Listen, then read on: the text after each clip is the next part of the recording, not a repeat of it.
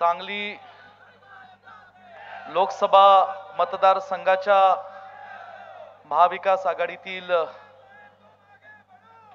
शिवसेनेचे व महाविकास आघाडीचे अधिकृत उमेदवार खानापूर तालुक्याचे सुपुत्र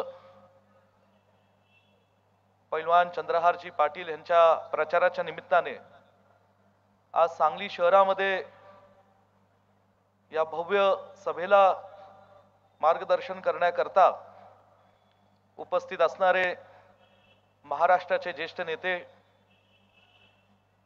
खऱ्या अर्थाने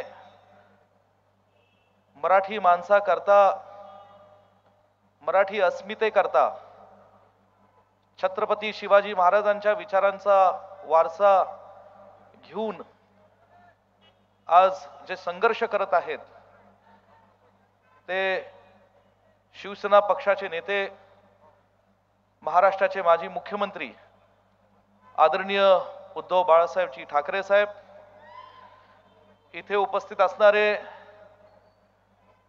व्यासपीठावरील सर्वच मान्यवर, काँग्रेस, राष्ट्रवादी काँग्रेस पक्ष, शिवसेनेचे सर्व पदाधिकारी, मोठ्या संख्येने आज इथे उपस्थित असणारे सांगली शहरातील व सांगली जिल्ह्यातील तमाम नागरिक, ज्येष्ठ वडीलधारी, मोठ्या संख्येने उपस्थित असणाऱ्या आमच्या माता भगिनी, सर्व तिन्ही पक्षांचे कार्यकर्ते, वृत्तवाहिन्यांचे प्रतिनिधी आणि उपस्थित पत्रकार बंधू भगिनींनो, आज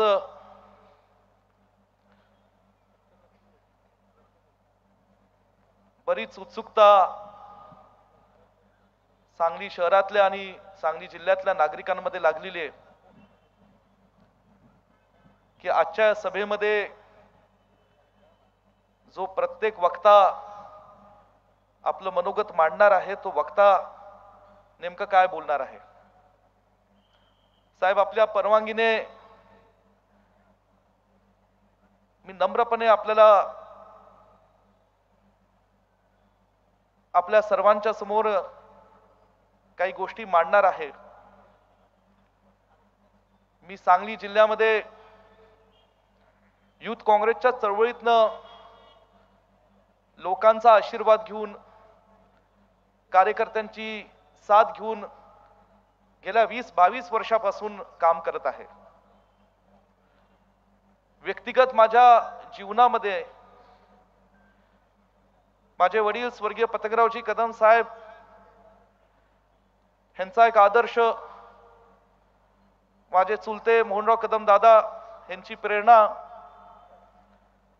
आणि ज्या पलूस कडेगाव विधानसभा मतदारसंघातून मी माझ्या जनतेचं प्रतिनिधित्व करतो, असे पलूस कडेगाव विधानसभा मतदारसंघाने सांगली जिल्ह्यातल्या काँग्रेस पक्षावर प्रेम करणाऱ्या सर्व कार्यकर्त्यांच्या बळावर मी गेले 22 वर्ष या सांगलीच्या मातीतून महाराष्ट्रात काम करत राहिलो.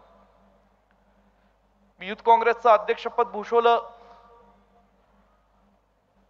आणि काँग्रेस पक्षाचा कार्यकर्ता म्हणून सांगली जिल्ह्यामध्ये कुठलंही नैसर्गिक संकट असो, कधी दुष्काळाचं संकट आलं, कधी कृष्णा नदीवर महापुराचं संकट आलं, तर कधी सांगली जिल्ह्यावर राजकीयही संकट आलं. या सर्व संकटांच्या प्रसंगामध्ये केवळ काँग्रेस पक्षाच्या विचारधारेवर जे लोक विश्वास ठेवतात, अशा लोकांच्या आशीर्वादाने, अशा लोकांच्या साथीने गेले अनेक वर्षांपासून आम्ही काम करत राहिलो. साहेब, आपल्याला सांगली जिल्ह्याचा इतिहास, भूगोल हा पुरेपूर आपण त्याची माहिती आपण ते जाणत आहात. देशाच्या स्वातंत्र्य लढ्यामध्ये सांगली जिल्ह्याचं प्रचंड मोठं योगदान आहे. स्वर्गीय यशवंतराव चव्हाण साहेब ज्यांनी महाराष्ट्राचं पहिलं मुख्यमंत्री पद भूषवलं, त्यांचा जन्म देवराष्ट्र गावामध्ये, तो माझा पलूस कडेगाव विधानसभा मतदारसंघातलं ते गाव. त्यांनी स्वातंत्र्य लढ्यामध्ये योगदान दिलं. तदनंतर त्यांच्या विचारातून स्वर्गीय यशवंतराव चव्हाण साहेबांच्या प्रेरणा घेऊन या सांगलीच्या आणि पश्चिम महाराष्ट्राच्या मातीमध्ये अनेक असे दूरदृष्टीचे नेते तयार झाले, ज्यांनी महाराष्ट्राच्या आणि सांगली जिल्ह्याच्या ग्रामीण जनतेला, शेतकऱ्यांना न्याय देण्याचा मनापासून प्रयत्न केला. ग्रामीण भागात सहकार चळवळ असेल, ग्रामीण भागातली काँग्रेस पक्ष हा विचार घराघरापर्यंत रुजलेला असेल, ह्यामध्ये सुद्धा या थोर मोठ्या नेत्यांचं फार मोठं योगदान आहे. स्वर्गीय वसंतदादांचा त्यात आवर्जून उल्लेख करावा लागेल, ज्यांनी सुद्धा या मातीतून महाराष्ट्राचं मुख्यमंत्री पद भूषवलं. परंतु तदनंतरच्या काळात जेव्हा देशात आणि महाराष्ट्रात काही राजकीय घडामोडी घडत होत्या, त्यांचा आणि काँग्रेस पक्षातल्या अनेक नेत्यांचा, स्वर्गीय राजाराम बापू असतील, ह्यांचा सुद्धा आदर्श डोळ्यासमोर ठेवून एक नवीन पिढी महाराष्ट्र सांगली जिल्ह्याच्या राजकारणात तयार झाली. स्वर्गीय विलासरावजी देशमुख, स्वर्गीय शिवाजीराव देशमुख साहेब असतील आणि आदरणीय स्वर्गीय पतंगरावजी कदम साहेब असतील, ही अशी काही मंडळी तयार झाली ज्यांनी ज्या ज्या वेळेस काँग्रेस पक्षाला कुठल्या आव्हानाला सामोरे जावं लागलं, त्या त्यावेळेस या सगळ्या मंडळींनी खंबीरपणे जिल्ह्याची, काँग्रेस पक्षाची जबाबदारी सांभाळली आणि या जिल्ह्यातून पुन्हा महाराष्ट्रामध्ये काँग्रेस पक्षाचं पाठराखण करण्याची एक महत्त्वपूर्ण जबाबदारी, कामगिरी पार पाडली. 99ला जेव्हा काँग्रेस राष्ट्रवादीची फाटाफूट झाली, त्या 9 आमदारांपैकी 7 आमदारांना निवडून आणण्याचं काम स्वर्गीय पतंगरावजी कदम साहेबांनी अत्यंत ताकदीने या सांगली जिल्ह्याच्या जनतेच्या आशीर्वादातनं साथीने केलेलं होतं. साहेब, स्वातंत्र्य लढ्यामध्ये जशी काँग्रेस पक्षाच्या विचाराची माणसं काम करत होती, तशी ज्ञात अज्ञात अनेक मंडळी होती. क्रांतिसिंह नाना पाटील होते, आदरणीय प्रबोधनकार ठाकरे साहेबांचा सुद्धा उल्लेख करता येईल. संयुक्त महाराष्ट्राच्या चळवळीत सुद्धा त्यांचं प्रचंड मोठं योगदान होतं. हे महाराष्ट्रात इतिहासात त्याचं सुवर्णाक्षरात नोंद झालेली आहे. ही सगळी मंडळी काँग्रेसची असो, स्वर्गीय प्रबोधनकार ठाकरे साहेब असो, ही सगळी मंडळी जेव्हा एखाद्या चांगल्या व्यापक हितासाठी एकत्र येत होती, तेव्हा कुठे ना कुठे ही एका चुकीच्या विचारधारेला विरोध सुद्धा करत होती. तो मनुवादाचा विचार होता. साहेब, मला आठवतं साहेबांचे, प्रबोधनकार ठाकरे साहेबांचं लिखाण मी सुद्धा वाचलेलं आहे आणि त्यांच्या लिखाणातून जे जे काय आम्ही पाहिलं, वाचलं, शिकलो, त्यातून महाराष्ट्राच्या हितासाठी अनेक काही आम्हाला भविष्यात करण्यासारखं आहे. साहेब, हा सांगली जिल्ह्याचा इतिहास मांडत असताना गेल्या 5 वर्षामध्ये थोडा आमच्या सांगली जिल्ह्यामध्ये थोडे आघात झाले. एक एक करून आमच्या जिल्ह्यातले अनेक मोठे नेते ही या ठिकाणी दुःखद त्यांची निधनं झाली, त्यातनं आमच्यातनं निघून गेले.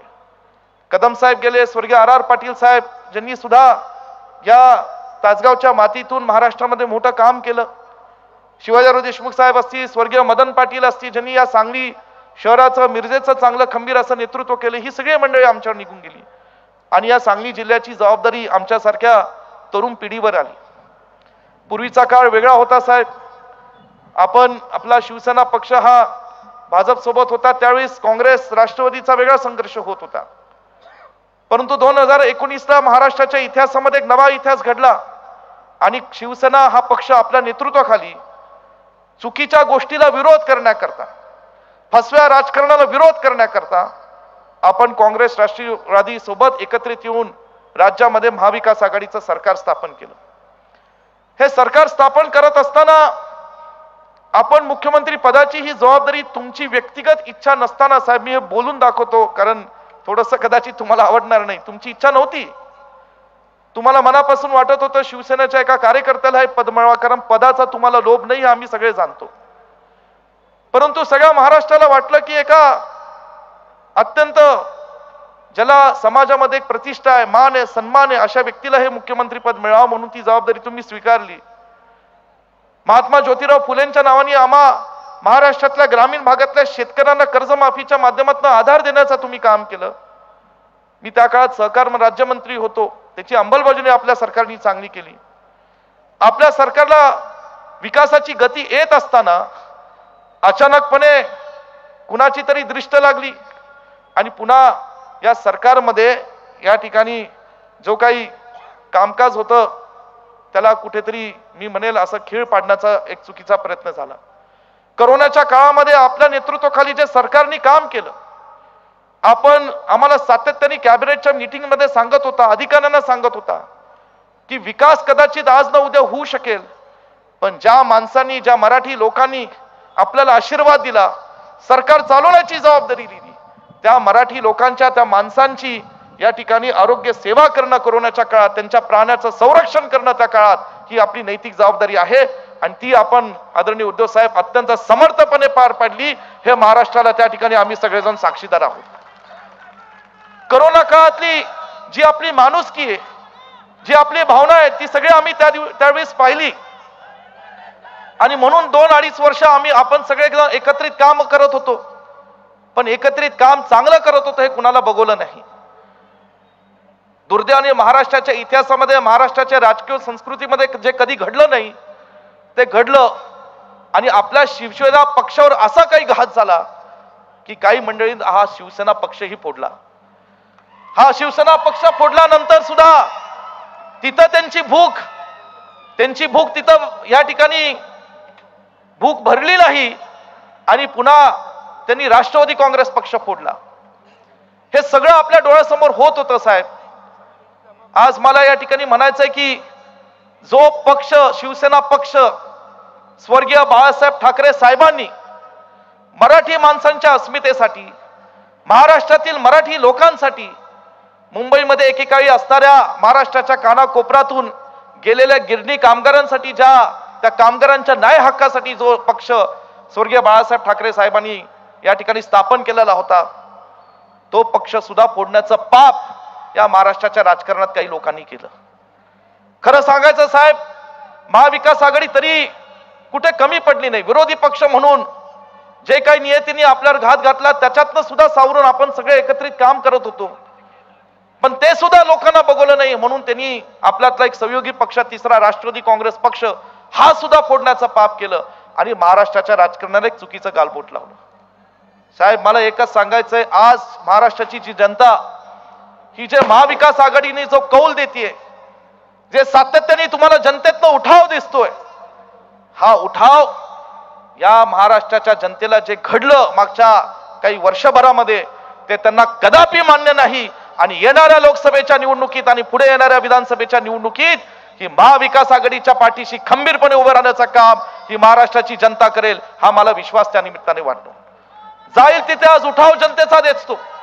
लोकांच्या मनात एक सुप्त लाट आहे, ही सुद्धा आम्हाला जाणवते. ही लाट जाणवत असताना साहेब, कुठेतरी गेल्या 6 महिने मी मगाशी म्हणालो तसं आम्ही जिल्ह्यातले तरुण पिढीतले काँग्रेसचे कार्यकर्ते फार खंबीरपणे काम करत होतो. आम्ही आशा बागळली. लोकशाहीमध्ये प्रत्येक जण आपापल्या मतदारसंघात, आपल्या जिल्ह्यात, आपल्या क्षेत्रात काम करत असताना प्रत्येकाला वाटत असतं आम्हाला आमचा न्याय मिळावा, हक्क मिळावा आणि म्हणून ही जागा काँग्रेस पक्षाला मिळावी म्हणून आम्हीही लढत होतो. आमचा तो अधिकार होता आमच्या पक्षश्रेष्ठींकडे की ही जागा काँग्रेस पक्षाला मिळावी, या ठिकाणी आम्ही ते मांडत होतो. दुर्दैवाने या ठिकाणी महाविकास आघाडीच्या वरिष्ठ पातळीवर त्या चर्चेतनं शेवटपर्यंत ही भूमिका घेऊन या ठिकाणी ती जागा आम्हाला मिळाली नाही. जे काही राज्य पातळीवर झालं असेल त्यात काही गैरसमज झाले असतील. मला काँग्रेस पक्षाच्या वरिष्ठ नेत्यांनी आशा दाखवली की विश्वजित, ही जागा मांडण्याकरता तू शेवटपर्यंत प्रयत्न करत राहा, आम्हीही प्रयत्न करत राहतो. आणि म्हणून ही सगळं थोडंसं गेल्या महिन्याभरात, 2-3 महिन्याभरात हे वातावरण तापलं. साहेब, आज मला एवढंच सांगायचंय, ठीक आहे, आपण चंद्ररावजी पाटील, एक शेतकऱ्याचा मुलगा, एक पैलवान क्षेत्रातला एक तरुण कार्यकर्ता, त्याला पक्षात घेतलं, त्याला उमेदवारी दिली, परंतु कुस्तीचं फड वेगळं असतं, राजकारणातलं फड वेगळं असतं. आणि सांगली जिल्ह्यातलं या ठिकाणी राजकीय फड असं आहे की इथं तयार असलेले मल्लच या ठिकाणी यशस्वी होतात. आणि म्हणून आपल्याला सांगायचंय की तुम्ही या ठिकाणी महाविकास आघाडीची जबाबदारी म्हणून आज तुम्ही आमच्यावर जे काही विश्वासाने दिलेले आहे, यामध्ये तिन्ही पक्ष, फक्त काँग्रेस नाही, राष्ट्रवादी काँग्रेस पक्षाचे सर्व कार्यकर्ते सुद्धा मला खात्री आहे महाविकास आघाडीचा धर्म करून या ठिकाणी पार पाडतील. साहेब, मला एवढंच सांगायचं आहे की आज जेव्हा काँग्रेस पक्षाचा कार्यकर्ता म्हणून मी माझ्या भावना मांडत होतो, मला माहिती आहे 2च मिनिटात मला संपवायचं आहे, परंतु लोकांच्याही काय भावना आहेत आणि त्या या ठिकाणी मांडणं साहेब आवश्यक आहे. मी जेव्हा मांडत होतो तेव्हा मला माहिती आहे की महाविकास आघाडीच्या ज्या काही अडचणी असतील, जागा वाटप असतील, तुम्ही विदर्भात 1-2 जागा काँग्रेस पक्षात द्या, सगळ्या गोष्टींची आमच्या कल्पना आहेत, वरिष्ठ नेत्यांना कल्पना आहे. परंतु कुठेतरी आम्हाला तळमळ मनामध्ये होती की यंदा आम्हाला ही जागा लढवायला हवी होती. तरी सुद्धा साहेब हा निर्णय महाविकास आघाडीचा आता आम्ही मान्य करतोय. जे काय आम्हाला राहिलेल्या कमी दिवसांमध्ये जेवढं शक्य असेल तेवढा लोकांपर्यंत पोहोचण्याचा आम्ही प्रयत्न करतोय. उमेदवारांनी त्याच्या पद्धतीने कष्ट घ्यायला हवे, मित्र पक्षाने सुद्धा त्यांच्या पद्धतीने त्यांचे कार्यकर्ते कामाला लावायला हवे, हे सगळं मान्य आहे. साहेब एवढंच सांगतो की महाराष्ट्राचा तुमच्याकडे बघण्याचा दृष्टिकोन वेगळा आहे. आज शरद पवार साहेबांवर सुद्धा जो घात झालेला आहे त्याच्या बाबतीत एक मोठी सहानुभूती लोकांमध्ये.